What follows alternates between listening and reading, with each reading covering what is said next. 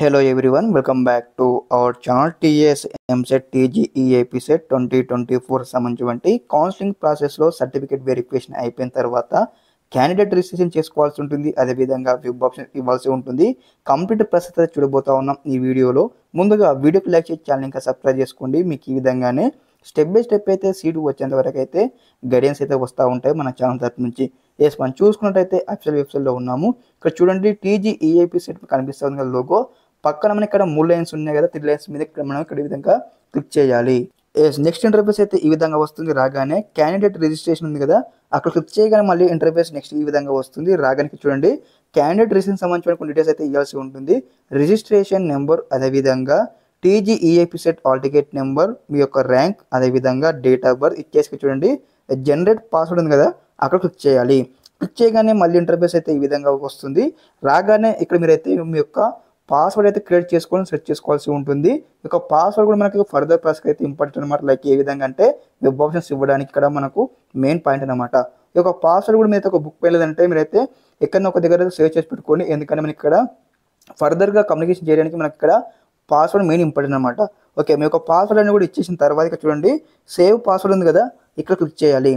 Candidate login ఉంది కదా, candidate login click చేయగానే మన నెక్స్ట్ ఇంటర్ఫేస్ ఈ విధంగా ఓపెన్ అవుతుంది. కాకనే చూడండి మీ యొక్క లాగిన్ ఐడి నెంబర్ ఎంటర్ చేయాలి. ఈ యొక్క లాగిన్ ఐడి నెంబర్ ఎక్కడ ఉంటుందంటే మన ఇక్కడ మీ యొక్క సర్టిఫికేట్ వెరిఫికేషన్ అయిపోయిన తర్వాత మీ మొబైల్ ఫోన్కి అయితే మెసేజ్ వస్తుంది అన్నమాట. మీ యొక్క లాగిన్ ఐడి నెంబర్, ఆ యొక్క నెంబర్ ఇక్కడ ఎంటర్ చేసిన తర్వాత EAP set hall ticket number, మీ యొక్క పాస్వర్డ్, డేట్ ఆఫ్ బర్త్, అదేవిధంగా మీ ఇక్కడ కనిపిస్తున్నట్టు క్యాప్చర్ ఎంటర్ చేసి చూడండి సైన్ ఇన్ మీద క్లిక్ చేయాలి.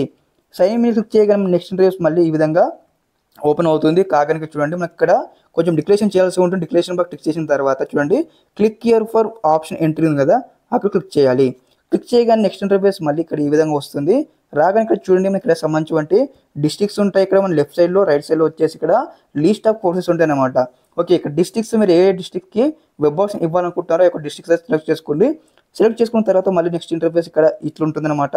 ఇట్లా అయిపోయిన తర్వాత మనకి చూడండి డిస్ప్లే ఆప్షన్ ఎంట్రీ ఉంది కదా, ఫామ్ ఉంది కదా, అక్కడ క్లిక్ చేయాలి. క్లిక్ చేయగానే మళ్ళీ ఇంటర్ఫేస్ ఈ విధంగా ఓపెన్ అవుతుంది. కాగానే మీకు సంబంధించిన డీటెయిల్స్ వస్తాయి. అదేవిధంగా మీరు వెబ్ ఆప్షన్ ఇవ్వడానికి అయితే పేర్లకైతే ఎంటర్ కావడం జరిగింది. ఇక్కడ మీరైతే వెబ్ ఆప్షన్ ఇవ్వాల్సి ఉంటుంది.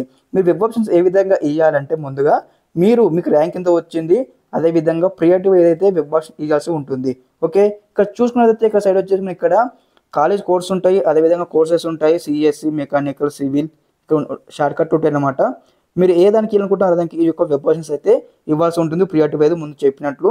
అదేవిధంగా ప్రియారిటీ వైజ్గా ఏ విధంగా వెబ్ ఆప్షన్స్ చేయాలి అని కూడా వీడియో అయితే మన ఛానల్లో చేయడం జరిగింది, ఒకసారి చెక్అవుట్ చేయండి.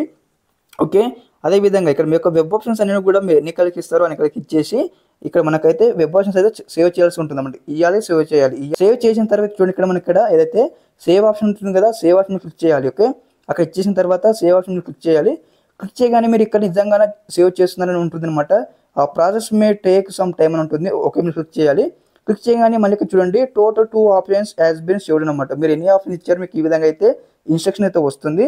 ఇంటర్ఫేస్ ఈ విధంగా వస్తుంది. మళ్ళీ ఇక్కడ ఓకే చూడండి ఆప్షన్ సక్సెస్ఫుల్ ఇక్కడ రేంజ్లో ఇక్కడ వస్తుంది. రాగానే ఏదైతే ఉంది కదా, ఓకే మీరు క్లిక్ చేయగానే మళ్ళీ మీకు ఇంటర్ఫేస్ ఈ విధంగా వస్తుంది. యొక్క వెబ్ ఆప్షన్స్ అయితే సేవ్ కావడం జరిగింది.